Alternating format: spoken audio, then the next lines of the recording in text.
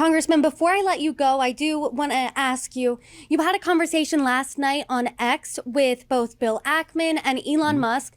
The big headline coming out of that is that you potentially floated one of them for a member of your cabinet should you win. Would you either select Bill Ackman or Elon Musk for your cabinet? So, Brittany, I'm so glad you asked that, because this is exactly why every politician known to most Americans is so robotic.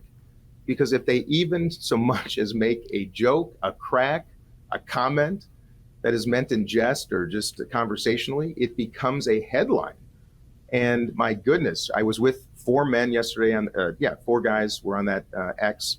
And I said jokingly, maybe we have a third of the cabinet right here. That became a national headline. And now the news is that Dean Phillips offered Bill Ackman and Elon Musk cabinet positions. First and foremost, what I said is this: I will have a bipartisan cabinet of the best and brightest American managers and leaders, not politicians. They will be Democrats and Republicans. They will be from all kinds of backgrounds and very diverse in experience. But I'm not offering cabinet positions to anybody right now. Would I be honored for people of great experience and success and capacity to consider that when I am president? Yes. But I want to make it clear on the record that that was not anything but a passing comment in the conversation. And it's just an example of how misinformation and disinformation is not just the domain of social media. It is sadly becoming the domain of formerly respected news outlets like Politico, which the other day misspelled my name in a headline and said that the first Democratic debate occurred in front of a room full of seventh graders. That was not true. And we're facing a dilemma right now, because when I see outlets like that misreporting the truth, it can be tragic. And we just have to work harder to overcome it. So I've not offered anybody a cabinet position, because first, I got to win the presidency. And you did tell me in a conversation in November you were looking for a bipartisan cabinet. Also, Absolutely. in that conversation, you did say you tried calling President Biden twice. He didn't return your calls. Have you talked to the president between November and now? No, it's sad, because I think great leaders are graceful and communicative, and I'm disappointed, to be honest with you. I tried twice. The call was not taken, and that's his prerogative.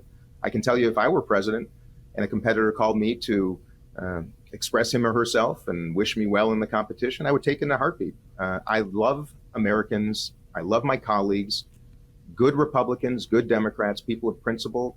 Yes, I want to hear from you. I want to talk to you. And the most important part, and I think this is actually part of the problem, I'm glad you asked, Joe Biden lacks the relationships to lead.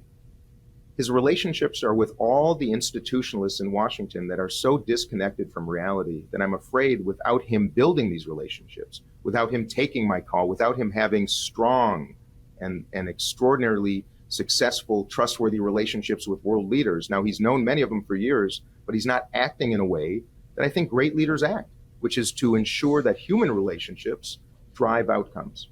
And I think it says a lot, sadly, about not the president perhaps, but the fact is he's being encapsulated by people who are so fearful of him being himself, of him debating and getting out with voters, even talking to a competitor, that they're afraid, so they don't let him take the call. And I think that's probably commentary that most of the country's feeling right now, that perhaps he's not up to it. And I just wish you would take my call, and that's a sad thing. It's a sad thing. Before I let you go, I know I said that now twice in the conversation, but who are these institutionalists that you believe he's surrounding himself with? Well, without naming names, I think people understand. It's human nature to protect your position, your power, your prestige, your privilege. And that's how politics works. It is not always the domain of people wanting to do better for the country. Why did Ruth Bader Ginsburg stick around longer than we all know she should have? Why does Mitch McConnell continue to cling on? Why did Senator Feinstein go out that way? Why is Joe Biden running for president again at age 82 he will be? This is what happens when people of otherwise good principle get consumed by the power. Furthermore, those around them, their lifeblood is these people, and they want to protect their position. So of course you will see the same thing, people setting aside principle in favor of personal self-preservation. That's the difference between private service and public service. And I'm a public servant. Now, this is not about my long-term career in Congress. In fact, I think people are upset with me in the Democratic Party because I had the audacity to serve 3 terms and then get out of line. And we should not be a party in which tenure is what dictates success. Talent, initiative, courage, drive, and energy is what's going to change this party for the better. So there you have it. That's saying the quiet part out loud.